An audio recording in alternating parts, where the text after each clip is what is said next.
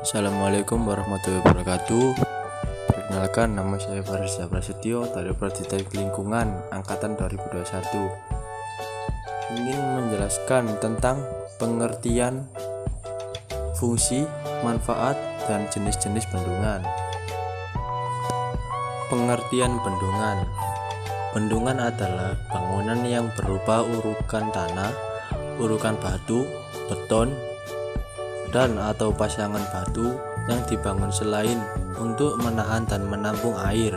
Dapat pula dibangun untuk menahan dan menampung limbah tambang, tiling, atau menampung lumpur sehingga terbentuk waduk. Fungsi bendungan. Bendungan berfungsi sebagai penangkap air dan menyimpannya di musim hujan, waktu air sungai mengalir dalam jumlah besar dan yang melebihi kebutuhan baik untuk keperluan. Bendungan digunakan untuk keperluan irigasi, air minum industri, tempat rekreasi, tempat penampungan limbah, cadangan air minum, pengendali banjir, perikanan, pariwisata, dan olahraga air. Pengertian bendungan dari beberapa sumber buku. Yang pertama, menurut Kartasopoetra, bendungan merupakan bangunan air yang dibangun secara melintang sungai sedemikian rupa agar permukaan air sungai di sekitarnya naik sampai ketinggian tertentu sehingga air sungai dapat dialirkan melalui pintu sedap ke saluran-saluran pembagi kemudian hingga ke lahan-lahan pertanian. Yang kedua, menurut Chani, bendungan adalah bangunan yang berfungsi sebagai peninggi muka air dan menyimpannya di musim hujan waktu air sungai mengalir dalam jumlah besar yang melebihi kebutuhan baik untuk keperluan irigasi, air minum, industri atau yang lainnya.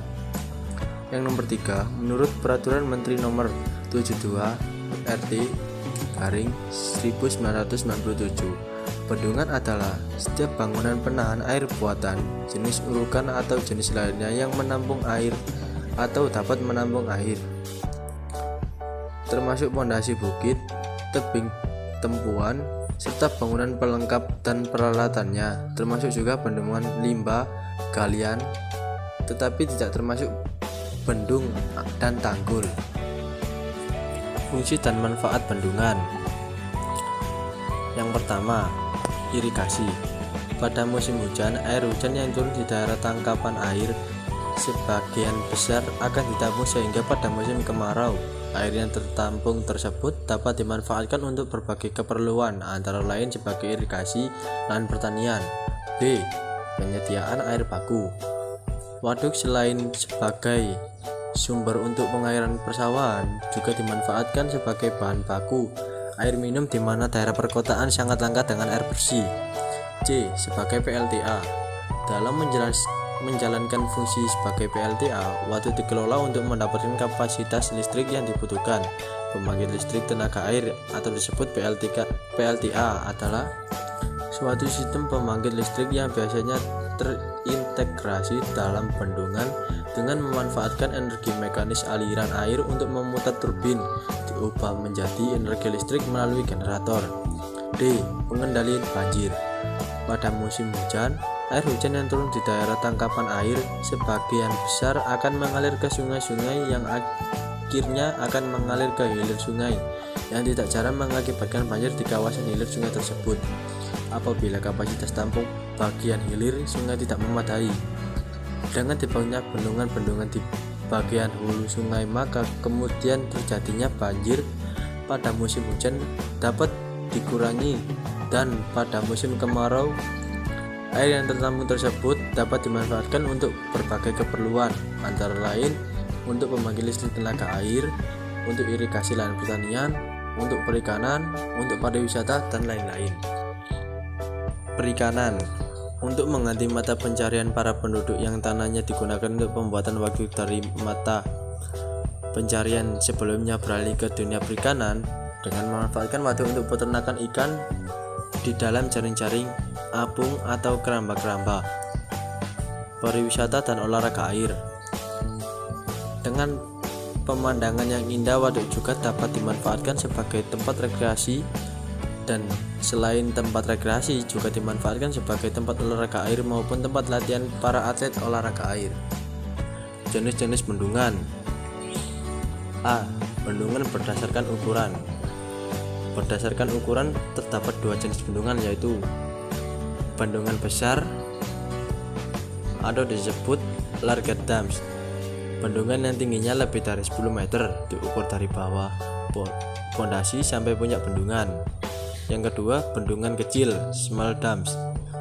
Semua bendungan yang tidak memiliki syarat sebagai bendungan besar. Yang B, bendungan berdasarkan tujuan pembangunan. Berdasarkan tujuan pembangunan terdapat dua jenis bendungan, yaitu bendungan dengan tujuan tunggal. Bendungan dengan tujuan tunggal, single purpose dam, adalah bendungan yang dibangun untuk memenuhi satu tujuan saja, misalnya PLTA. Bendungan serbaguna atau disebut multi-purpose dam. Bendungan serbaguna adalah bendungan yang dibangun untuk memenuhi beberapa tujuan, misalnya untuk irigasi, PLTA, pariwisata, dan perikanan. Bendungan berdasarkan jalannya air. Berdasarkan jalannya air terdapat dua jenis bendungan, yaitu bendungan untuk dilewati air adalah bendungan yang dibangun untuk dilewati air, misalnya pada bendungan pelimpas.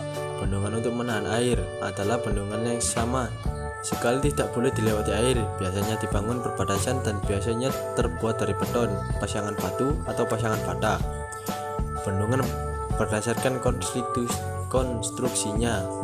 Berdasarkan konstruksinya terdapat 4 jenis bendungan, yaitu yang pertama, bendungan serba sama adalah bendungan yang lebih dari setengah volumenya terdiri dari bahan bangunan yang seragam. Yang kedua, bendungan urukan berlapis-lapis adalah bendungan yang terdiri dari beberapa lapisan, yaitu lapisan kedap air, lapisan batu teratur, dan lapisan pengering. Yang ketiga, bendungan urukan batu yang dengan lapis kedap air di permukaan adalah bendungan urukan batu terlapis-lapis yang lapisnya kedap airnya diletakkan di sebuah hulu bendungan. Lapisan yang biasanya dipakai adalah lapisan aspal dan beton bertulang. Yang ketiga, bendungan beton adalah bendungan yang terbuat dari konstruksi beton, baik dengan tulang atau tidak. Pembagian tipe bendungan berdasarkan fungsi.